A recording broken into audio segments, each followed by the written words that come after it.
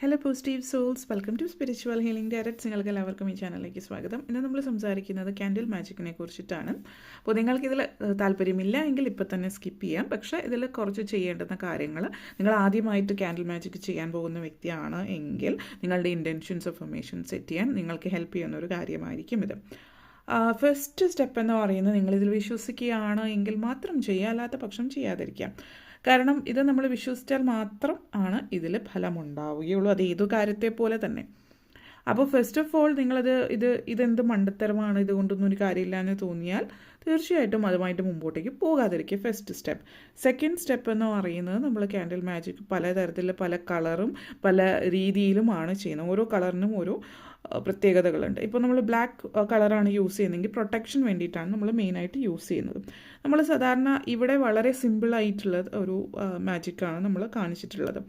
പക്ഷേ ഒത്തിരി കാര്യങ്ങൾ അതിലും ചെയ്യാം. സോ നമ്മൾ വെറുതെ ഇതുപോലെ എന്തെങ്കിലും പാത്രത്തിൽ കത്തിച്ചു വയ്ക്കാവുന്നതാണ്, പ്രൊട്ടക്റ്റീവ് സർക്കിൾ മാത്രം വെച്ചിട്ട്. അതല്ലെങ്കിൽ സ്പെസിഫിക് ആയിട്ട് നമ്മൾ ക്യാൻഡിലിൽ പേര് കൊത്തി അല്ലെങ്കിൽ പേര് കത്തി കൊണ്ട് പേരെഴുതുക, അങ്ങനെയൊക്കെ കാര്യങ്ങൾ എഴുതി ചെയ്യാവുന്നതാണ്. കാർവ് ചെയ്യാം ക്യാൻഡിൽ, എന്നിട്ട് കത്തിച്ച് വയ്ക്കാം. അതേപോലെ അനോയിൻറ്റ് ചെയ്യാം. അതായത് നമ്മൾ ഈ ഒരു മെഴുകുതിരി പ്രത്യേകിച്ച് ഉണ്ടാക്കിയിട്ടുള്ള ഓയിൽ അല്ലെങ്കിൽ ഏതെങ്കിലും സാധാരണ സ്പെസിഫിക് ഓയിൽ, ഹെർബൽ ഓയിൽ ഉപയോഗിക്കാം. അതിന് ചുറ്റും ആ ഓയിൽ പുരട്ടിയതിനു ശേഷം ഹെർബ്സ്, ഓരോന്നിനും പ്രത്യേക ഹെർബ്സാണ്, അതിൽ റോൾ ചെയ്തിട്ട് നമ്മൾ ഇതേപോലെ കത്തിച്ചു വയ്ക്കാം.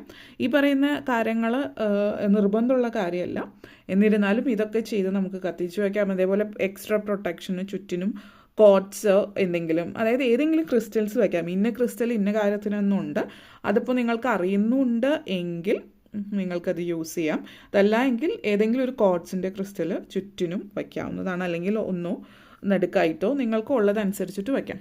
പിന്നെ ക്യാൻഡിൽ നമ്മൾ ഒരു കാരണവശാലും ഊതിക്കെടുത്താതിരിക്കുക എന്നുള്ളതാണ്.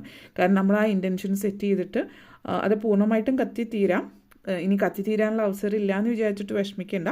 പക്ഷേ അപ്പോൾ നമ്മൾ ഊതി കെടുത്താതിരിക്കുക എന്നുള്ളതാണ്. ഒരു ഉദാഹരണം പറയുകയാണെങ്കിൽ, നിങ്ങൾ ഒന്നുകിൽ കത്തിച്ച് വെച്ചിട്ട് എന്തെങ്കിലും ചെറിയ ഒരു അടപ്പോ വച്ചിട്ട് എന്തെങ്കിലും മൂടി വെച്ചിട്ട് ഇതിൻ്റെ മുകളിലേക്ക് വയ്ക്കുക, അത് കെടുത്താവുന്നതാണ്. അല്ലെങ്കിൽ നമ്മൾ ഇതുപോലെ കൈ കൊണ്ടിട്ട് കെടുത്താവുന്നതാണ്. ഇങ്ങനെയാണ് നമ്മൾ മെഴുകുതിരി കെടുത്തേണ്ടത് എന്നുള്ളത് പറയുന്നു.